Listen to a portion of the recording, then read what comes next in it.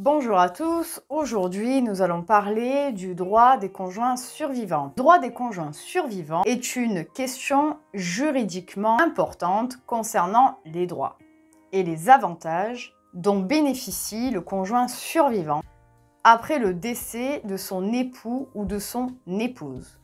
Tout d'abord, le droit à la succession. En tant que conjoint survivant, vous avez le droit de recevoir une part de l'héritage de votre conjoint décédé. Et même s'il n'a pas laissé de testament. Bien évidemment, il faut prendre en compte le régime matrimonial, puisque c'est celui-ci qui déterminera alors la quote-part qu'il vous revient.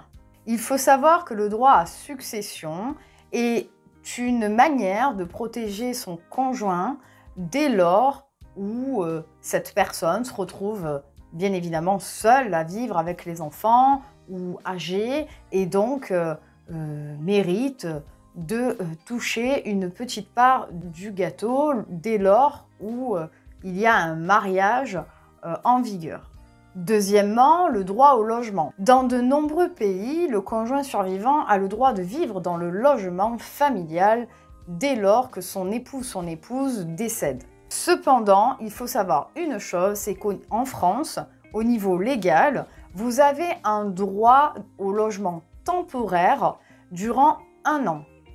Et vous avez également droit à une occupation dite viagère afin que vous puissiez rester dans les lieux.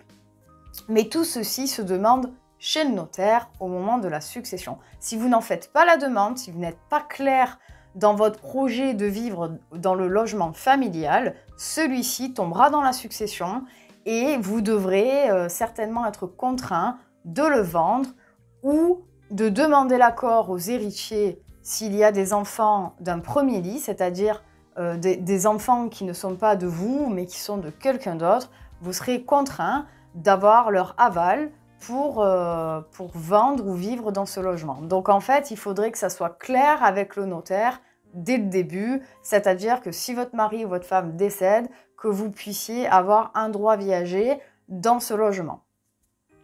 Puisque certains notaires ne le proposent même pas et au bout d'1 an, vous êtes contraint de rendre le logement ou de le vendre. Enfin, il y a plein de dispositions assez particulières, donc je vous recommande vivement de faire le nécessaire de votre vivant. Troisièmement, vous avez droit à la pension de réversion. Et oui, la pension de réversion, c'est un droit pour le conjoint survivant. Vous avez parfaitement le droit de la demander et chaque ex-époux a droit à une quote-part de la pension de réversion, proportionnellement à la durée de mariage. Elle peut donc être attribuée, bien évidemment, en fonction de la retraite du défunt, etc., s'il était bien évidemment à la retraite. Quatrièmement, vous avez droit à des prestations de la sécurité sociale. Dès lors que vos conjoints décèdent, vous avez droit à un capital d'environ 3 900 €, 4 000 €, voilà, pour justement participer aux funérailles de votre conjoint. Le conjoint survivant a donc droit à des prestations de la sécurité sociale telles que prestations liées à la retraite de la pension d'invalidité et autres prestations également que le conjoint survivant peut réclamer à la sécurité sociale. Et d'ailleurs, je vous recommande vivement de le faire parce que ce n'est pas eux qui vont venir toquer à votre porte pour vous faire des cadeaux financiers.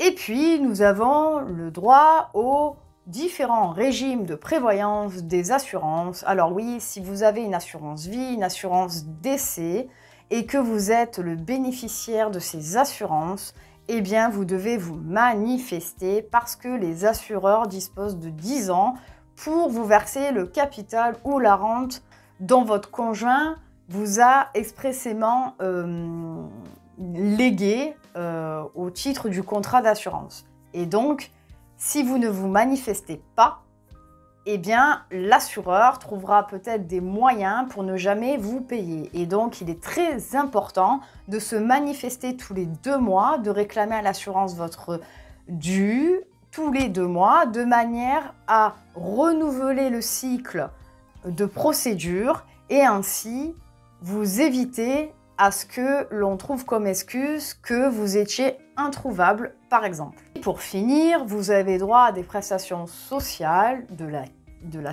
CAF, par exemple de la caisse d'allocation familiale, si vous vous retrouvez seul, veuve, avec des enfants, sans enfants, avec une situation de handicap ou autre, vous pouvez solliciter les aides de la CAF afin de pouvoir calculer vos droits à certaines prestations. Il est bien évidemment important de noter que dans chaque pays, il y a des règles, des droits et des devoirs et qu'il faut bien évidemment les respecter. Et je vous suggère fortement de ne pas passer à côté de vos droits financiers dès lors qu'ils sont ouverts. Alors, je me tiens à votre disposition. Toutes questions, n'hésitez pas à les laisser en commentaire, à liker, à vous abonner. Puis je vous dis à très vite.